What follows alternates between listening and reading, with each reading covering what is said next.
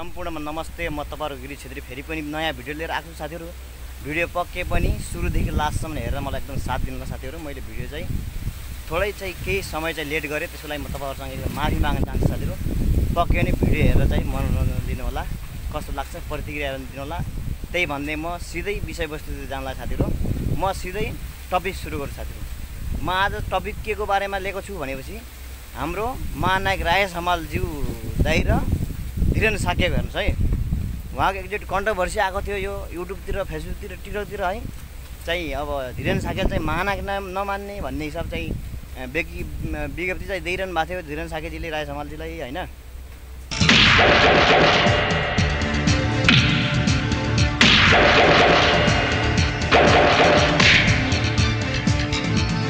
केही मान्छेहरूले त भन्ने पनि गर्छन् कि धीरेन साकेल चाहिँ राजेश हमाललाई महानायक नमानेर चाहिँ उसको करियर सिद्धियो पनि भन्छन्। के यो वास्तविक हो त? म वास्तविक कुरा आज तपाईहरुलाई बताउँछु साथीहरु है। साथीहरु यो कुरो हो तपाईको कालीमाटी, काठमाडौँ कालीमाटीमा यो भीष्म प्रतिज्ञा भन्ने मुभीको सुटिङ थियो हेर्नुस् है। त्यो मुभीको सुटिङ गर्ने बेला चाहिँ हाम्रो महानायक राजेश हमाल दाइ र धीरेन साके चाहिँ हेर्नु नेपालको ह्यान्डसम हिरो धीरेन साके है। उहाँको चाहिँ फाइट सिन गर्दाखेरि हेर्नुस् है। पहिला चाहिँ फाइट सिन गर्दाखेरि धीरेन साकेल चाहिँ झ्याप चाहिँ राजेश हमाल दाइको घाँटी गला पकड्ने सिन आयो हेर्नुस् है। अब गला पकड्ने सिन आएपछि धीरेन साके दाइले चाहिँ मजाले झ्याप गला छोप्दाखेरि चाहिँ उहाँले चाहिँ जे एक्सपिरियन्स भइरहेको, उहाँ चाहिँ सिकिरहेको, सबै जानेको बुझेको ट्याक्क उहाँले चाहिँ फिल्मी स्टाइलले सुटिङ स्टाइलले छोड्नु भयो। त्यसको बावजुद फेरि राजेश हमालको पक्का आएपछि फेरि राजेश हमालले फेरि झ्याप घाँटी तपाईँको जामुने हिसाबले चाहिँ धीरेन साकेको चाहिँ 3 दिन 4 दिनसम्म पिनकिलर खाने हिसाबले चाहिँ छोप्दैछ हेर्नुहोस् राजेश हमाल दाइले चाहिँ हेर्नुहोस् है। रामा महानायकजीले त्यो आखिर किन छोपेको रहेछ त भन्दाखेरि मैले पछि बुझ्दाखेरि साथीहरु हेर्नुहोस् है। तपाईँ हामी सबैले बुझ्दाखेरि अहिले मिडियातिर नआयो त्यो कुरा है। किन के हो त्यो वास्तविकमा भन्दाखेरि चाहिँ साथीहरु तपाईहरुको राजेश हमाल दाइले चाहिँ एउटा आँखा चाहिँ देख्दो रहेछ, एउटा आँखा डेढो रहेछ के राजेश हमाल दाइ चाहिँ हेर्नुहोस् है। मान्छे हेर्दा चाहिँ ह्यान्सी राम्रै देखिन्छ, तर उसको चाहिँ एउटा आँखा डेढो रहेछ। डेढो हुँदै त्यसलाई हिँडी छोप्दै त हिँडी पच्काइदिल्ने हाल्दै भयो क्या हैन। त्यसै कारण त्यसले च्यापै छोपेर चाहिँ घाँटी साडी याक दिइहाल्यो हेर्नुहोस् धीरेन साकेको हो। त्यो आँबाट लफडा चाहिँ धीरेन साके र राजेश हमालको भाव हेर्नु साथीहरु हेर्नुहोस् है। किनकि अब त्यसरी घाँटी छोप्दाखेरि धीरेन साकेलाई रिस उठ्ने भयो फिल्म सुटिङ भन्दाखेरि चाहिँ साँच्चीकै छोप्दाखेरि चाहिँ उलाई पनि रिस उठ्ने भयो। उसको पनि बिचरा दुख्यो, सासै फेर्न सकेन, 2-4 दिन पिनकिलर खाएर सुत्यो धीरेन साकेजी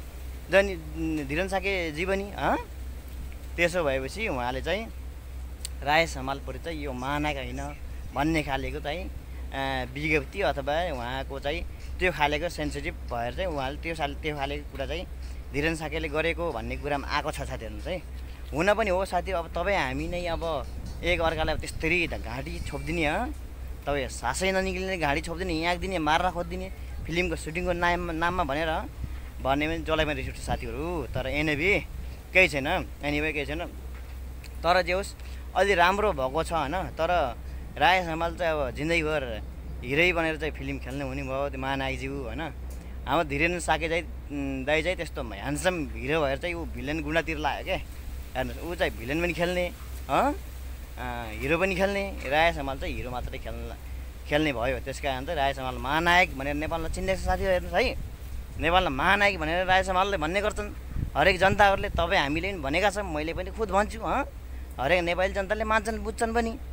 तर भए पनि हाम्रो राजेश हमालको दाइ फिल्म सुटिङ गर्दा रहेछ जहिले पनि एउटालाई भिलनलाई चाहिँ घाइते बनाइहाल्ने, एउटालाई चाहिँ याक दिइहाल्ने, ठोकिदिइहाल्ने, भच्काइदिइहाल्ने चाहिँ उसको चाहिँ त्यो आँखाले गर्दा उसको आँखा प्रब्लमले गर्दा चाहिँ उसले त्यस्तो गर्नु हुँदो रहेछ उहाँले। मैले यो बुझ्नमा आए साथीहरु हेर्नु मलाई हैन। हरेक जनताले चाहिँ बुझिसक्यो। अब अहिले पछि बुझ्दै पनि आएको छन्।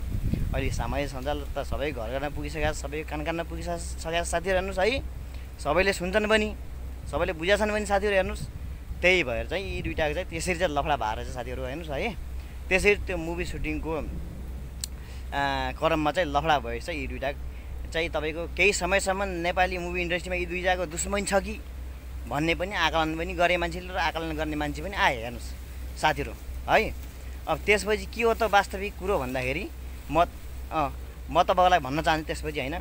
त्यसपछि चाहिँ तपाईको धेरै दर्शकले चाहिँ यी दुईटालाई चाहिँ छुट्याउने कुरा पनि गरे हेर्नु। छुट्याउने कुरा भन्दा पनि अब धीरेन साकेज्यूले चाहिँ महानायक नमान्ने राय समाललाई भनेपछि राय समालको चाहिँ त्यहाँ चाहिँ केही प्रतिक्रिया आएन। हेर्नुहोस्, केही प्रतिक्रिया आयो पनि नआए पनि के छ भनेपछि वास्तविक चाहिँ अब नेपाली जनताहरूले महानायक राय समाल भनेर भनिसकेका छन् भनेपछि तपाईँ हामीले चाहिँ एउटाले होइन मान्दैन भनेर हुन्न। हामी पनि सबैले महानायक नै मान्नुपर्छ उहाँलाई। र महानायक पनि हो, भर्सटाइल एक्टर नभए पनि हरेक चिज पर्फेक्ट भर्सटाइल नभए पनि होइन, एक समय चाहिँ उहाँले काँधमा हालेको है नेपाली मुभी इन्डस्ट्रीलाई काँधमा हालेर बोकेर चाहिँ एक समय 15 वर्ष 20 वर्ष खाएकै राय समालले। हेर्नुहोस् साथीहरू है, त्यही भएर हामीले चाहिँ महानायक मान्नुपर्छ उहाँलाई, राय समालज्यूलाई।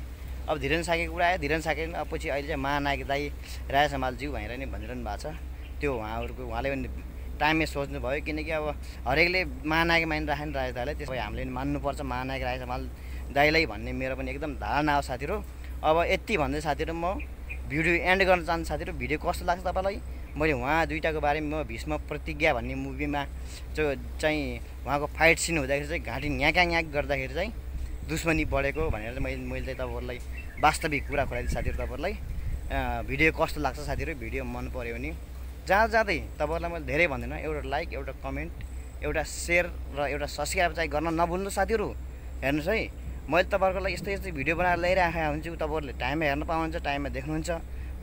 तपाईँहरू पनि केही मोटिभेसन हुनुहुन्छ, केही गर्ने कि मैले नि भन्ने जस्तो हुन्छ। हेर्नुहोस् होइन, म त्यस्तो हाइफाई भिडियो मैले कहिले पनि गराउन साथीहरू चाहिँ म चाहिँ आफ्नो नेचुरल नै हो। मैले चाहिँ त्यति धेरै एडिटिङ त्यति फिडिटिङ त्यति हाइफाई पनि त्यस्तो चमकिलो त्यस्तो चटकिलो केही पनि गर्दैन। मैले जे चाहिँ भिडियो सुट गर्छु त्यो रियली मैले कुनै फेसमा पनि इफेक्ट पनि लगाउँदैन। हेर्नुहोस् मेरो रियली फेस हो, तपाईँहरूले देख्नुहुन्छ मेरो भिडियोमा जहिले पनि रियली फेस हो। कहिलेकाहीँ नसुतेर एकदम राति सुतिन्न, मोबाइल बढी हेर्दा होइन, त्यस कारणले फेस एकदम रातो कालो निलो पनि भागा हुन्छ। हेर्नुहोस्, र सुत्तेन भने चाहिँ अलिअलि चम्किलो पनि देखिन्छ है कहिलेकाहीँ साथीहरू। हेर्नुहोस् है, मैले चाहिँ त्यही नै हो, आफ्नो रियली फेस जे छ त्यहीले चाहिँ भिडियो बनाउँछु, त्यसरी हाल्छु। तपाईँहरूलाई नि भिडियो बनाउन मन लाग्छ युट्युबतिर, सामाजिक सञ्जालतिर, फेसबुकतिर, ट्विटरतिर भनेपछि तपाईँहरूले सुरु गर्न सक्नुहुन्छ साथीहरू, मैले जस्तै होइन।